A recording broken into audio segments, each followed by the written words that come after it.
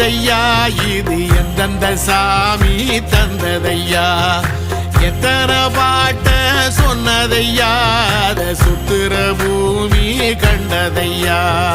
அடிச்சு வீசும் காத்துலையும் அந்த தகப்பனாச சுத்துதையா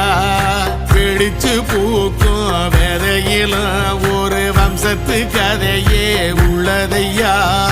100 தலைமுறை சேர்ந்து சதுக்குன ஈர நலம் இது பாறையா